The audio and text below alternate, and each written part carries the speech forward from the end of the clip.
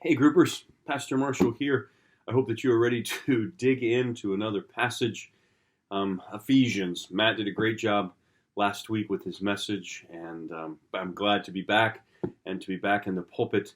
And so, Ephesians chapter 2. Well, I started off by telling about a time that I was driving and that I was lost, but I was confident that I was not lost. I knew right where I was. What about you?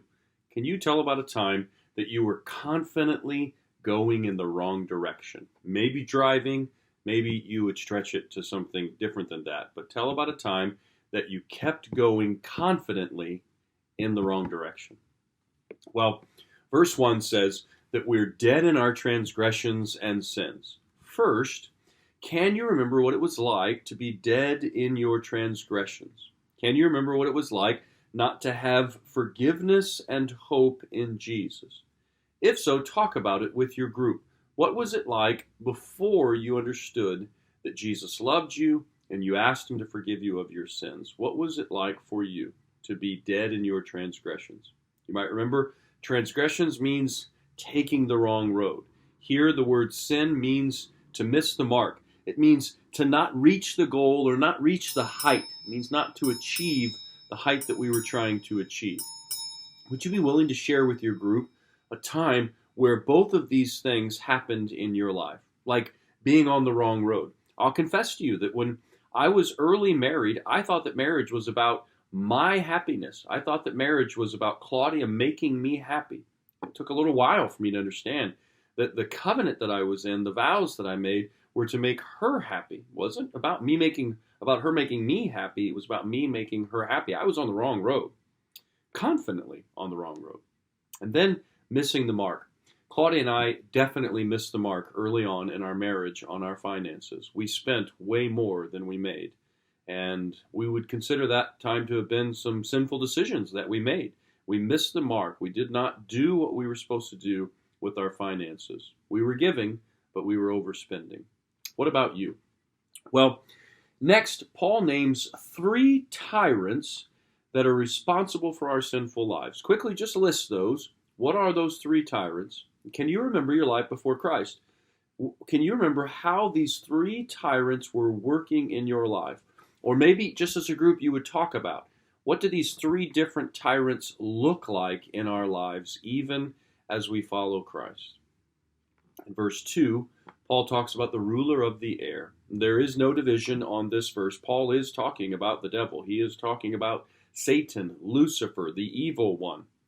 How much do you think that we should talk about Satan? Do you think that I talk about Satan too much? Do you think that I don't talk about him enough?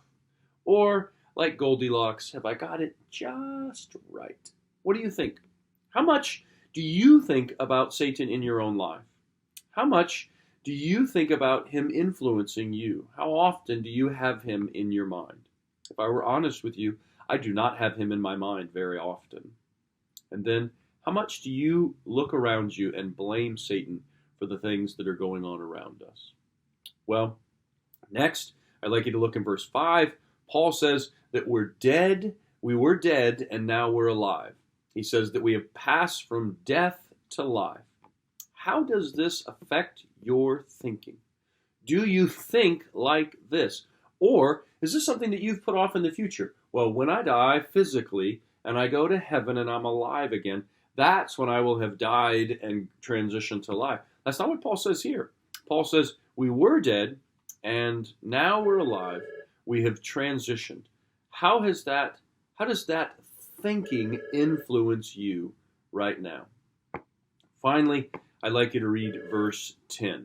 How could this verse transform your Monday task on a daily basis in your everyday life? How could just focusing on verse 10 transform the mundane tasks that go on in your life? Well, the phone rang. Let's start over. Last application.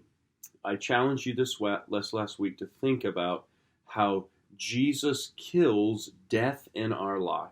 It's not just about the afterlife. So, how are you going to let Jesus restore your innocence? That was the first thing that I challenged you to think about in the application. Second, how are you going to let Jesus restore your ideals? And then third, how do you need to let Jesus restore your will? How can Jesus restore your innocence, restore your ideals, and restore your will? Well, I hope that you guys have a great small group, and I look forward to seeing you next weekend as we dig into Ephesians chapter 3. God bless.